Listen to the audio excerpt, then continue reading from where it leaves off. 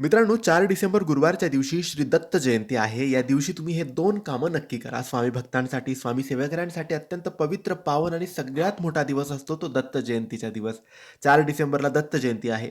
या दिवशी बरेचसे लोकं बऱ्याचशा ठिकाणी घरी, स्वामी केंद्रात, स्वामी मठात स्वामींची सेवा, दत्तांची सेवा नक्की करतील. त्यांना नैवेद्य दाखवतील, पूजा अर्चना करतील, गुरुचरित्र पारायण करतील.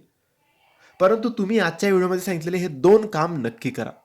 तुम्ही दुसरं काही नाही केलं तरी चालेल, पण हे 2 कामांनीच स्वामी महाराज आणि दत्त महाराज प्रसन्न होतील. संपूर्ण गुरुचरित्र करून जे लाभ मिळतात, ते ह्या 2 कामांनी तुम्हाला मिळणार आहे. म्हणून दत्त जयंतीच्या दिवशी हे 2 कामं तुम्ही करायला अजिबात विसरू नका.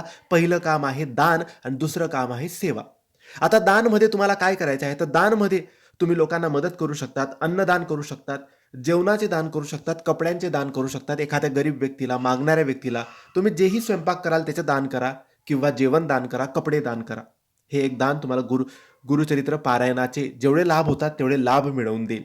नक्की दत्त जयंतीच्या दिवशी, गुरुवारच्या दिवशी अन्नदान, कपडे दान, जेही तुमच्याकडून शक्य असेल ते दान तुम्ही नक्की करा.